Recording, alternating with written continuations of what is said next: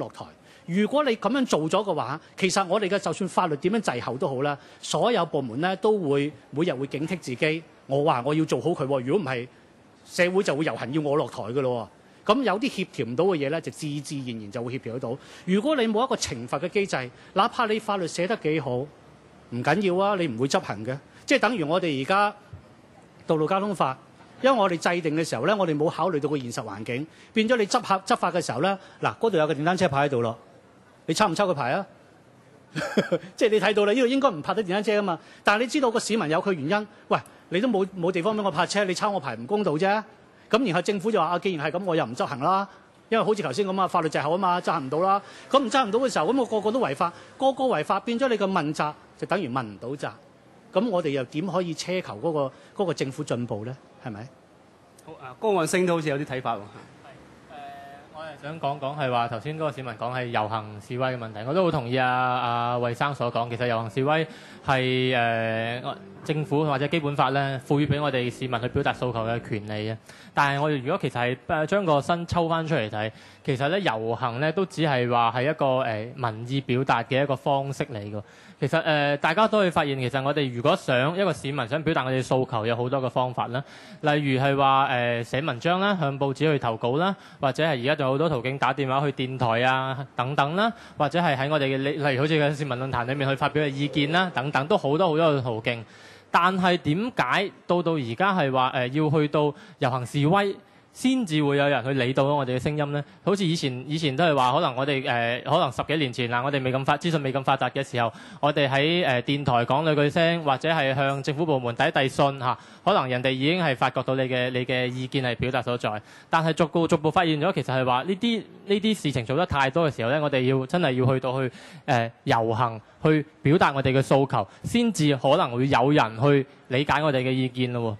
我哋發覺點解個政府會係話要到呢個階段，到我哋可能要真係咁辛苦要行到出嚟行嘅時候先至聽我哋嘅意見呢？可能平時嘅時候我哋講下嘢啊，或者係寫下信啊，或者係寫下文章啊，講喺電台講下嘢，根本係真係好少人理我哋聲音嘅。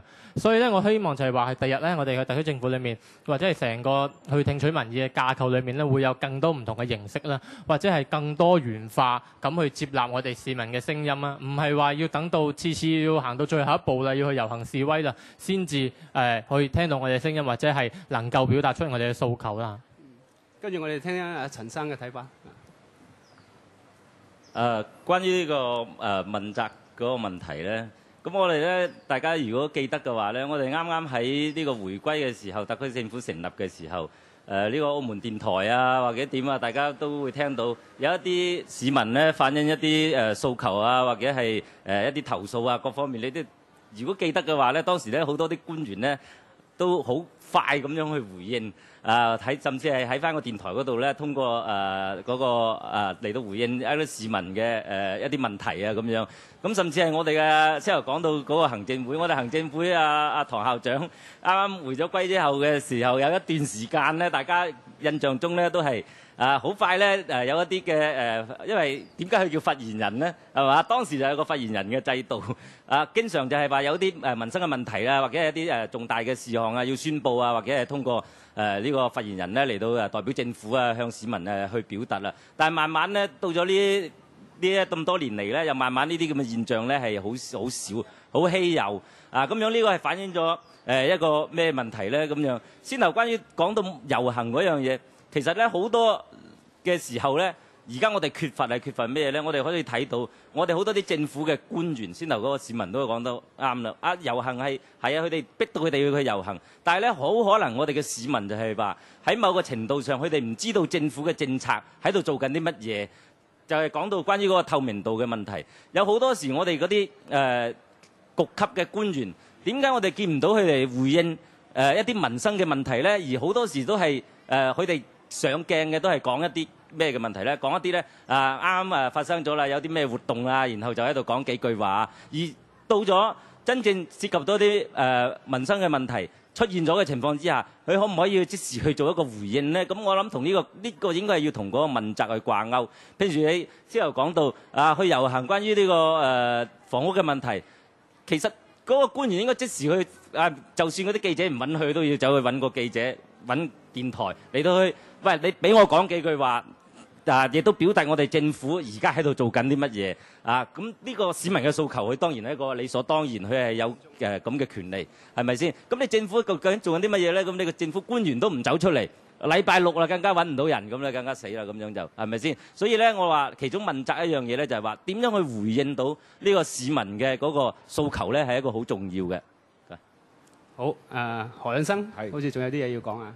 啱長哥想講嘅嘢，我就。本來我想講嘅，咁因為點解咧？大家會睇過我哋嗰日遊行之後咧，喂，我哋定期我要將我嘅施政、我嘅政策做得好，梗係攞分啦。喂，做得唔好，你都同市民交代啊！唔好等我哋，哇！如果呢一餐係成功嘅話咧，我相信下一餐咧大家都係咁做。咁你嘅政府就係一個冇威信嘅政府，所以我相信希望呢一個咧，唔希望以後再有類似嘅一啲嘅遊行嘅做法。但係當然。需要我哋嘅政府必須要改變佢一個嘅施政同埋佢哋一啲嘅係一個執行有關嘅工作方面嘅一啲嘅方式方法。因為其實呢啲包括我自己所講嘅社屋公屋出現問題，佢應該因為頭先有位朋友主講者都有講到，我哋係你哋所講嘅辦法，我哋已經都用過，包括我哋拜會有關嘅局長、司長。出信論壇喺房屋政策方面，我哋都已經做晒㗎啦。咁但係佢哋都冇出嚟去回應呢啲問題，逐步俾大家揭發咗啦。哦，社屋原來就冇下水道，經屋原來就係話嗰個承建商唔夠人力資源。哇！呢啲問題點能夠喺人哋查出之後先至再去反映呢？所以我希望有關政府部門呢能夠總結經驗。將有關嘅一啲嘅施政嘅問題，無論係起抑或憂，亦都需要同我哋嘅市民去進行一啲嘅公佈，進行一啲嘅將有關嘅情況向大家要解釋。我相信市民佢哋係會持一個正面嘅態度去對呢啲問題嘅。我想補充呢啲。係啊，咁睇個鐘時間都差唔多，我想有最後一個問題問大家嘅，大家可以回答我呢個問題，都可以總結翻你自己嘅觀點，作為一個總結咁樣啦。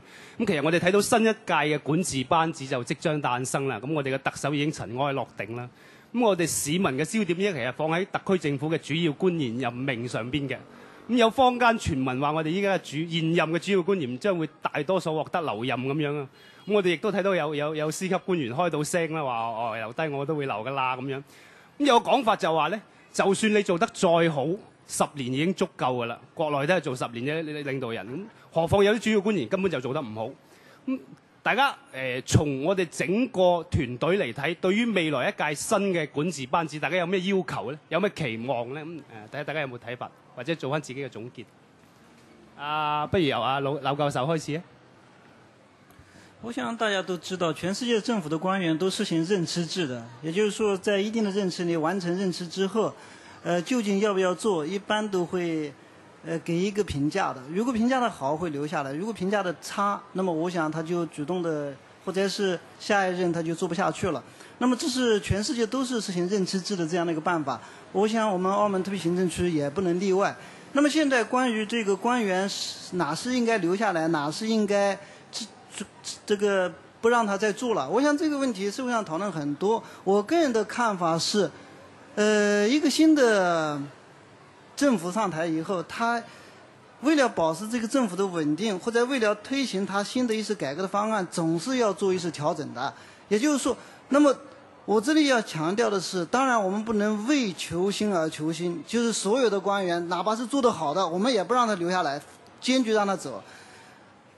所以我在这里要强调的是，应该是官员仍然是新旧结合的。如果是做得好的，经过评价得到社会公认的，留下来做，社会也不会反感。如果是确实已经做了10年了，社会上对是官员应该说各种各样的看法已经说得很清楚了，看得很清楚了。如果做得不好的仍然留下来继续去做的话，我想对于新的政府树立这个新的管制威信是非常不利的。所以我的主张是，或者是我的建议是，政府应该是给现在的官员做一个整体的评价，然后来